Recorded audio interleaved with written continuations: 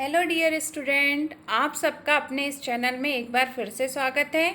हम लोग पढ़ रहे थे आर.एच. विटेकर के क्लासिफिकेशन को, और आर.एच. विटेकर के क्लासिफिकेशन में हम लोगों ने 3 किंगडम को ख़त्म कर चुके हैं, किंगडम मोनेरा, प्रोटेस्टा और किंगडम फंजाई। आज हम इस अपने ये वाले लेक्चर में पढ़ेंगे आर.एच. विटेकर का जो 4th किंगडम है प्लांटी के बारे में पढ़ेंगे, और प्लांटी में भी आज हम पढ़ेंगे एल्गा के बारे में। तो चलिए स्टार्ट करते हैं। जो आर.एच. विटेकर थे, आर.एच. विटेकर ने 5 किंगडम क्लासिफिकेशन दिया था, और उनका जो 4th किंगडम था वो था प्लांटी। अब जो प्लांट किंगडम था उसको 2 ग्रुप्स में डिवाइड किया गया था। देखिए यहाँ पर लिखा है, एक है ये क्रिप्टो गेम्स के साइड में ब्रैकेट में आप देखिए नॉन फ्लावरिंग। तो क्रिप्टो गेम्स जो थे वो नॉन फ्लावरिंग थे, मीन्स इसमें फ्लावर नहीं थे। और ये फेनेरोगेम जो थे वो फ्लावरिंग प्लांट थे। तो आपको याद रखना है, क्रिप्टो गेम प्लांट को हमने कितने ग्रुप में डिवाइड किया है? 2, क्रिप्टो गेम्स और फेनेरोगेम्स। तो जो क्रिप्टो गेम्स होते हैं वो नॉन फ्लावरिंग होते हैं, और जो फेनेरोगेम्स होते हैं उसमें फ्लावर्स आते हैं। अब आप देखिए, जो क्रिप्टो गेम्स है उनको हम 3 क्लास में डिवाइड करते हैं। ये फर्स्ट वाली हमारी थेलोफाइटा, जिसका आकार थैलस के समान होता है, बैग की तरह जिसका शेप होता है, उसको हम क्या बोलते हैं? थेलोफाइटा कहते हैं। इनकी बॉडी जो होती है वो थैलस की तरह होती है, और इसमें रूट, स्टेम और लीव्स नहीं प्रेजेंट होती। और इसमें हमने किसको रखा है? एल्गा को रखा है। इसके बाद में क्रिप्टो गेम्स का सेकेंड ग्रुप है ब्रायोफाइटा, है ना। इसमें एम्ब्रियोफिटिक मीन्स इसमें एम्ब्रियो बनता है, और बट वेस्कुलर बंडल प्रेजेंट नहीं होते। वेस्कुलर बंडल मीन्स होता है जाइलम और फ्लोएम। अब थर्ड जो था वो थोड़ा सा और एडवांस हो गया, इसमें एम्ब्रियो बना और साथ साथ में क्या था? वेस्कुलर बंडल भी प्रेजेंट थे। ओके, तो हमने क्रिप्टो गेम्स को 3 क्लास में डिवाइड किया। थेलोफाइटा जिसमें एल्गा आता है, ब्रायोफाइटा और टेरिडोफाइटा। अब आप फेनेरोगेम्स देखें तो फेनेरोगेम्स में हमने इसको 2 इसमें डिवाइड किया है। एक होता है जिम्नोस्पर्म, एक होता है एंजियोस्पर्म। लेकिन इन दोनों में भी डिफरेंस क्या होता है कि जो जिम्नोस्पर्म्स होते हैं इसमें सीड्स प्रेजेंट नहीं होते, जबकि एंजियोस्पर्म जो होते हैं उसमें सीड प्रेजेंट होते हैं। इसकी डिटेल स्टडी हम नेक्स्ट वीडियो में करेंगे। आज हमारा जो मेन टॉपिक है वो है हमारा क्रिप्टो गेम में थेलोफाइट्स का जो मेंबर है एल्गा। हम एल्गे के बारे में आज पढ़ेंगे। तो चलिए हम एल्गा के बारे में स्टार्ट करते हैं। सबसे फर्स्ट इसका जो कैरेक्टर है वो ये होता है कि ये क्लोरोफिल बियरिंग होता है। क्लोरोफिल बियरिंग होने के कारण ये कैसा है? ऑटोट्रॉपिक होता है।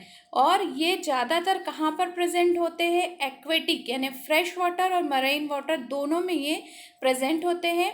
अब जो एल्गा होता है, ये एल्गा में देखो, एक तो फर्स्ट इसका कैरेक्टर क्या हो गया कि ये क्लोरोफिल बियरिंग होता है। सिंपल इसका स्ट्रक्चर होता है। सिंपल मतलब कि इसमें रूट हो गई आपकी, स्टेम हो गया आपका, स्टेम भी प्रेजेंट नहीं होता और लीव्स भी प्रेजेंट नहीं होती। मतलब आपको याद रखना है are, okay, root, stem and leaves ये इसमें एब्सेंट होते हैं। किसमें? एल्गल ग्रुप में। और थैलाइड बॉडी होती है, मीन्स इस तरह से इसकी जो बॉडी होती है वो इस तरह से थैलस की तरह होती है। ओके, और ये ऑटोट्रॉपिक होते हैं क्योंकि इनमें क्लोरोफिल प्रेजेंट होता है, और ये एक्वेटिक प्लेस पे प्रेजेंट होते हैं। अब इनका जो साइज़ होता है, इनके साइज़ में बहुत सारी वेराइटीज़ होती है। तो इसमें देखिए, सबसे पहला आपको यहाँ दिख रहा होगा कॉलोनी मीन्स इस तरह से जब एक साथ मिलकर कोई एल्गा आपस में रहते हैं तो उसको हम कहते हैं कॉलोनियल फॉर्म।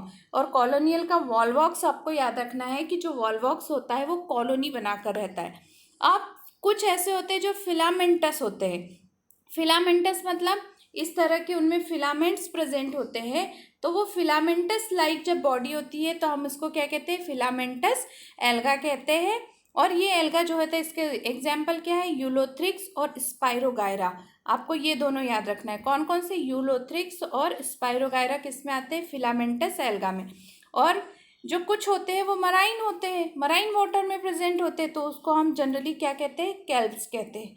ओके, हमने ये इनका क्या देख लिया? हैबिट देख लिया कि ये कहाँ पर प्रेजेंट होते हैं। इसके बाद में हम अब देखेंगे कि इनमें रिप्रोडक्शन कैसे होता है। देखिए यहाँ पर रिप्रोडक्शन के बारे में हम अब पढ़ेंगे। तो आपको मैंने बताया था कि रिप्रोडक्शन 3 टाइप्स का होता है ना। एक वेजिटेटिव होता है, सेक्चुअल होता है और एसेक्चुअल होता है। तो जो एल्गल होते हैं, एल्गा में तीनों टाइप्स का रिप्रोडक्शन प्रेजेंट होता है, वेजिटेटिव, एसेक्चुअल और सेक्चुअल। अब सबसे फर्स्ट वाला आप देखिए वेजिटेटिव रिप्रोडक्शन, तो किसके थ्रू हो रहा है? फ्रेगमेंटेशन। फ्रेगमेंटेशन मीन्स आपको पता है कि जब थैलस की जो बॉडी होती है, बॉडी जो होती है इस तरह से जब फ्रेगमेंट्स में टूट जाती है तो इसको हम क्या कहते हैं? Vegetative reproduction by fragmentation.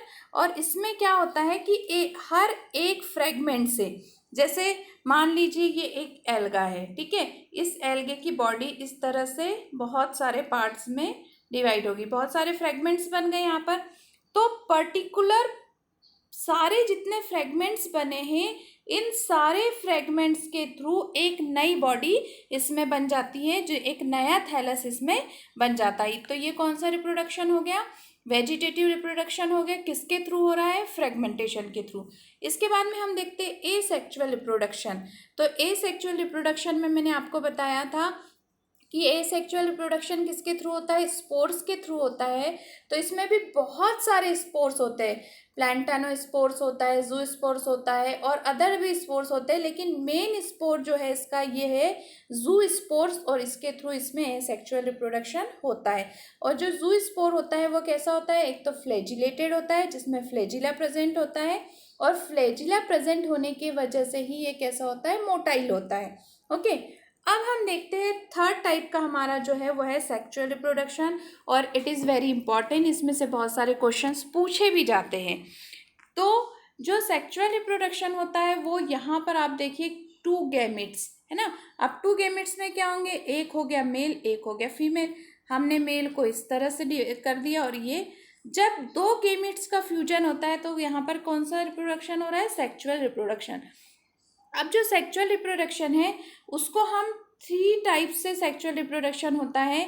Isogamous, isogamous type का जो रिप्रोडक्शन होता है उसमें जो गैमेट्स होते हैं वो फ्लैजिलेटेड होते हैं और सिमिलर साइज के होते हैं, है ना। कुछ नॉन फ्लैजिलेटेड भी हो सकते हैं बट साइज उनका जो होता है वो सिमिलर होता है। जैसे हमने मान लो ये 2 गैमेट्स यहाँ पर लिए, ये देखिए। अब इसमें देखिए यहाँ पर एक छोटा दिख रहा है, एक बड़ा दिख रहा है, तो इसमें क्या आइसोगेमस होगा? नहीं होगा। लेकिन हाँ फिर से लेते हैं। अब आप यहाँ पर देखिए ये एक हो गया और ये इसी के साइज का दूसरा हो गया, ठीक है। तो ये सेम गैमेट्स है, और जब सेम गैमेट्स के बीच में फ्यूज़न होता है तो उसको हम कहते हैं आइसोगेमस। अब देखिए यहाँ पे लाइन भी लिखी हुई कि जो सिमिलर साइज का होता है। अब सिमिलर साइज में ये जरूरी नहीं है कि वो फिलामेंटस है या नॉन फिलामेंटस है, दोनों हो सकता है वो। तो इसमें आप एक एक एग्जाम्पल इसका देखिए कि जो फिलामेंटस है और सिमिलर साइज का है उसका एग्जाम्पल है यूलोथ्रिक्स, और जो नॉन फिलामेंटस है, नॉन मोटाइल है, उसका एग्जाम्पल है स्पाइरोगायरा। तो आपको ये याद रखना है, आइसोगेमस में हमने 2 पढ़े, यूलोथ्रिक्स और स्पाइरोगायरा। अब हम सेकेंड वाले पे आते हैं एन आइसोगेमस। आइसोगेमस मतलब क्या समझ में आ रहा है आपको? कि सिमिलर साइज, लेकिन एन आइसोगेमस मतलब डिसिमिलर साइज, है ना। जैसे मैंने आपको अभी बताया था कि ये मान लो इसका साइज बड़ा हो गया और इसका साइज छोटा हो गया। मान लो कि ये फीमेल है और ये मेल है, तो क्या ये आइसोगेमस है? नहीं, ये कौन सा है? एन आइसोगेमस टाइप का फ्यूजन होता है, ठीक है। अब इसके बाद में ये देखिए ऊगेमस टाइप का भी होता है। अब ऊगेमस टाइप का जो फ्यूजन होता है इसमें या तो फीमेल मोटाइल होगी या तो मेल मोटाइल होगा, है ना। दोनों में से कोई एक मोटाइल होगा और दोनों का जो साइज है वो भी डिफरेंट होगा, है ना। जैसे मोटाइल कैसे आप पहचानोगे? मान लो कि ये हमने बना दी यहाँ पर फीमेल, अब इसमें फ्लैजिला है मीन्स ये कैसी हो गई? मोटाइल हो गई। अब हमने यहाँ पर बना दिया एक मेल, अब इसमें आपको फ्लैजिला दिख रहा है क्या? नहीं है। अब ये 2 अलग अलग गैमेट्स हैं, इनके बीच में फ्यूज़न हो गया। तो ऐसा फ्यूज़न जिसमें दोनों में से कोई एक जो होता है वो मोटाइल होता है और एक नॉन मोटाइल होता है, तो ऐसे फ्यूज़न को हम क्या कहते हैं? ऊगेमस टाइप का फ्यूज़न। तो हमने देखा कि एल्गल में 3 टाइप्स का सेक्चुअल रिप्रोडक्शन होता है, आइसोगेमस, एनाइसोगेमस और ऊगेमस। अब आइसोगेमस में हमने क्या देखा था, यूलोथ्रिक्स और स्पाइरोगायरा। एनाइसोगेमस में हमने क्या देखा, यूडोनेरिया। और ओगेमस में हमने क्या देखा, वॉलवॉक्स और फ्यूकस। ओके, अब नेक्स्ट हम देखते हैं कि इसके कुछ कैरेक्टर्स, मतलब कुछ यूजेस क्या है एल्गा का। आपको पता है कि एल्गा बहुत यूजफुल होता है क्योंकि ये ईटेबल भी है, इससे मेडिसिन्स भी बनाते हैं, ये बहुत अच्छा पॉल्यूटेंट भी होता है। मीन्स कि इसकी वजह से क्या होता है कि जो हमारा नेचर है, जो नेचर में जो कार्बन डाइऑक्साइड प्रेजेंट होती है, उसका ज़्यादा से ज़्यादा जो एब्जॉर्प्शन है वो एल्गा के थ्रू होता है। देखिए फर्स्ट ही पॉइंट में ये दिया हुआ है कि एल्गा जो है हाफ जो का एटमॉस्फेयर में कार्बन डाइऑक्साइड जो रिलीज हो रही है उसका 0.5% जो है वो एल्गा ही जो है वो ले लेते हैं। मतलब एल्गा का फोटोसिंथेसिस में बहुत बड़ा रोल होता है क्योंकि ये बहुत लार्ज अमाउंट में होते हैं। इसके बाद में इसका और एक यूज़ क्या होता है कि ये एनर्जी रिच कंपाउंड्स देते हैं। आपको पता है ये जो एल्गा होते हैं, इस एल्गे से हम लोग आयोडीन ले सकते हैं, इससे हम लोगों को बहुत रिच क्वांटिटी में प्रोटीन मिलता है ना।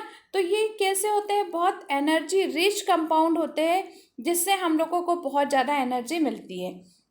इसकी जो 70% जो स्पीसीज है वो मराइन एल्गा के रूप में होती है और इसको हम लोग फूड के रूप में भी यूज़ करते हैं, हमारे यहाँ पर भी और अदर कंट्रीज़ में भी हम इसको फूड के रूप में लेते हैं। ठीक है, अब इसमें एक बहुत अच्छी कैपेसिटी होती है और ये इसमें से बहुत अच्छा क्वेश्चन आपसे पूछा भी जाता है कि इसको हम क्या कहते हैं, हाइड्रोकोलाइट्स। हाइड्रोकोलाइट्स मीन्स क्या होते हैं, ये वाटर होल्डिंग की इनमें कैपेसिटी होती है, मतलब वाटर को एब्जॉर्व करके रखने के लिए कैपेसिटी होती है। इसलिए इसका यूज़ कभी कभी क्या होता है कि जब सामान, कुछ ऐसे मटेरियल्स होते हैं जिनको हमको वेट, मतलब गीले ही इसमें फॉर्म में एक प्लेस से दूसरे प्लेस पर ट्रांसफ़र करना है, तो उस समय इस एल्गा का यूज़ किया जाता है ना। तो आपको पूछ सकते हैं कि मटेरियल को वन प्लेस से अनदर प्लेस पर शिफ्ट करने के लिए एल्गा का यूज़ क्यों किया जाता है, तो आपको आंसर क्या देना है, वाटर होल्डिंग कैपेसिटी की वजह से, है ना। इसका एग्जाम्पल क्या है, एल्जिन यहाँ पर आपको दिया हुआ है जो ब्राउन एल्गा है। ओके, एल्जिन एक ऐसा सब्सटेंस है जिसका यूज़ वेट प्रोडक्ट को एक वन प्लेस से अनदर प्लेस पर ले जाने के लिए किया जाता है। ओके, तो ये इसके कुछ कैरेक्टर्स थे। नेक्स्ट स्लाइड में आपको इसकी क्लासेस दिख रही है। जो एल्गा होता है वैसे तो उसको हायर लेवल पर 11 to 12 क्लासेस में डिवाइड किया है, बट हमको अपनी एनसीईआरटी में और कंपटीशन एग्जाम के अकॉर्डिंग केवल 3 क्लासेस को ही पढ़ना है। तो इसकी 3 मेन क्लासेस है। ओके, क्लोरोफाइसी, फियोफाइसी और रोडोफाइसी। अब यहाँ पर आपको क्लोरो मीन्स क्या हो गया, क्लोरोफिल है, मीन्स ये क्लोरोफिल का कलर कैसा होता है, ग्रीन। ओके, तो ये कैसे है, ग्रीन हो गए। फियोफाइसी, तो जो फियोफाइसी होती है वो कैसे होती है, कैसी एल्गा है, वो ब्राउन एल्गा है। ओके, और ये है रोडोफाइसी, तो ये जो रोडोफाइसी होता है ये कैसा होता है, ये रेड एल्गा। ओके, तो ये कैसा हो गया, Chlorophyceae green alga, Phaeophyceae brown alga और रोडोफाइसी रेड एल्गा। ये दोनों तो आप बहुत इजीली याद रख सकते हैं। क्लोरोफिल ग्रीन कलर इसलिए ग्रीन एल्गा, आर फॉर रोडो और आर फॉर रेड। ओके, अब इसमें आप देखिए यहाँ पर कुछ एग्जाम्पल दिए हुए हैं और विथ फिगर दिए हुए हैं। ग्रीन एल्गा में किसको रखते हैं, वॉलवॉक्स को रखते हैं और यूलोथ्रिक्स। ये ग्रीन एल्गा के एग्जाम्पल है, आपको याद रखना है। एग्जाम में, कंपटीशन एग्जाम में आपसे एग्जाम्पल के थ्रू ही आपसे क्वेश्चन पूछा जाएगा। ओके, तो ग्रीन एल्गा को हमने क्या पढ़ा था, क्लोरोफाइसी। इसमें किसको रखा है, वॉलवॉक्स और यूलोथ्रिक्स। ये देखिए, ये दिख रहा है आपको वॉलवॉक्स, और आपको मैंने अभी बताया था कि जो वॉलवॉक्स होता है वो कॉलोनियल फॉर्म में होता है। तो इसकी ये देखो, ये बहुत सारी कॉलोनी बनाकर इस तरह से रहता है, और ये क्या है, यूलोथ्रिक्स है। ब्राउन एल्गा में क्या आता है, लेमिनेरिया आता है, फ्यूकस आता है, डिक्टियोटा आता है। ये है लेमिनेरिया। ये देखो, इसमें होल्ड फास्ट होता है, अच्छा, अभी मैंने जो वाटर कैपेसिटी वाली बात आपको बताई थी, इसमें एक होल्ड फास्ट होता है, एक स्ट्रक्चर होता है जो होल्ड करके रखता है, वो केवल ब्राउन एल्गा में होता है, अदर इसकी क्लासेस में नहीं होता है। तो होल्ड, आपसे कुछ क्वेश्चन पूछा जाता है कि होल्ड किस में होता है एल्गा की, कौन सी क्लास में होता है, तो आपको बताना है ब्राउन एल्गा में। ओके, ये 3 इसके एग्जाम्पल दिए हुए। इसके बाद में रेड एल्गा, एक तो आपको रेड कलर का दिख ही रहा है यहाँ पर, है ना, और एक यहाँ पर ये आपको दिख रहा है, तो ये क्या है, पोरफायरा है ये वाला, और ये क्या है, पॉलीफायर। ओके, अब नेक्स्ट आपको मैं थोड़ा सा यहाँ पर टेबल के थ्रू इनमें बता देती हूँ, बाकी हम इसकी नेक्स्ट क्लास में इसको डिवीज़न को और बहुत ब्रीफ में स्टडी करेंगे। तो सबसे पहली क्लास हमने इसमें क्या पढ़ी थी, क्लोरोफाइसी। क्लोरोफाइसी मीन्स देखिए यहाँ पर दिया है ग्रीन एल्गा। अब इसमें जो मेजर पिगमेंट है, मतलब क्लोरोफिल कौन सा होता है, तो आपको याद रखना है ए और बी दोनों होता है। स्टोर्ड फूड है ना, जो ये फूड बना रहे हैं और किस फॉर्म में स्टोर कर रहे हैं, तो स्टार्च के फॉर्म में। और सेल वॉल किसकी बनी हुई है, सेलुलोज की बनी हुई है। अब इसमें फ्लैजिला, मैंने आपको बताए थे फ्लैजिला होते हैं, तो इसमें 2 to 8 फ्लैजिला प्रेजेंट होते हैं और इक्वल एपिकल पे होते हैं। जैसे ये इसका एपिकल है, ठीक है, तो इसी के इक्वल एपिकल जब यहाँ पर इस तरह से प्रेजेंट होंगे तो हम इसको क्या कहते हैं, इक्वल एपिकल पे प्रेजेंट होते हैं। अब इनका हैबिट क्या होता है, तो फ्रेश वाटर होता है, ब्रेकिश वाटर होता है, सॉल्ट। अब आपको फ्रेश वाटर पता है, सॉल्ट वाटर भी पता है, लेकिन बहुत से बच्चे ऐसे हैं जिनको ब्रेकिश वाटर नहीं पता। तो ब्रेकिश वाटर का मतलब ये होता है जो ना तो ज़्यादा सॉल्टी होता है और ना एकदम फ्रेश होता है, तो उसको हम बोलते हैं ब्रेकिश वाटर। तो ये तीनों में प्रेजेंट होता है। इसके बाद में देखो फियोफाइसी। फियोफाइसी को मैंने आपको बताया था ब्राउन एल्गा कहते हैं। इसमें क्लोरोफिल ए और सी होता है और साथ में क्या होता है, फ्यूकोजेंथिन होता है। और इसका जो स्टोर्ड फूड है वह है मैनिटॉल और लेमिनेरिया। इसकी जो सेल वॉल बनी होती है ये सेलुलोज और एल्जिन की बनी होती है। इसमें फ्लैजिला जो प्रेजेंट होते हैं ओनली 2 होते हैं, इसमें 2 to 8 होते हैं, और ये इसमें इक्वल होते हैं, इसमें अनइक्वल होते हैं। ये भी तीनों प्लेस पे होता है, फ्रेश वाटर में, ब्रेकिश वाटर में और सॉल्ट वाटर में। थर्ड इसका ग्रुप है रोडोफाइसी। रोडोफाइसी को रोडो, आर फॉर रोडो और आर फॉर रेड, तो रेड एल्गा कहते हैं। इसमें जो क्लोरोफिल होता है वो ए और डी होता है, और साथ में इसमें फाइकोइरिथीन होता है। और ये जो फाइकोइरिथीन होता है ना, इसी पिगमेंट की वजह से इसका कलर जो है वो रेड होता है। अब स्टोर्ड फूड इसमें क्या होता है, फ्लोरिडिन स्टार्च होता है, और इसकी सेल वॉल सेलुलोज की बनी होती है, पैक्टिन की बनी होती है, पॉलीसल्फाइड एस्टर की बनी होती है। इसमें फ्लैजिला प्रेजेंट नहीं होते, फ्लैजिला इसमें एब्सेंट होते हैं, और ये भी फ्रेश वाटर, ब्रेकिश वाटर और सॉल्ट वाटर तीनों में प्रेजेंट होता है। तो इसके हमने ये क्लासेस के बारे में बहुत छोटी सी स्टडी की है, लेकिन इसका बहुत ज़्यादा ब्रीफ में आपके सिलेबस में दिया हुआ है जो हम इसके नेक्स्ट चैप्टर में पढ़ेंगे। इसलिए मेरे चैनल को कंटिन्यू देखते रहिए। मैंने आने वाले सभी वीडियोस आपके लिए बहुत यूज़फुल होने वाले हैं, कंपटीशन एग्ज़ाम के लिए भी, और जो बच्चे क्लास 11th के स्टूडेंट हैं और जो अभी अपना टर्म देने वाले, टर्म 1 एक का एग्ज़ाम देने वाले हैं, उन लोगों के लिए भी ये वीडियो बहुत यूज़फुल है। Thank you. हम अपना वीडियो आज यहीं पे कंप्लीट करते हैं। नेक्स्ट क्लास में मैं फिर से आपके लिए एक बार एल्गा के क्लासिफिकेशन के साथ में प्रेजेंट होंगी। और thank you for watching. Subscribe my channel, press bell icon and share my videos your friends and your colleagues. Okay, thank you.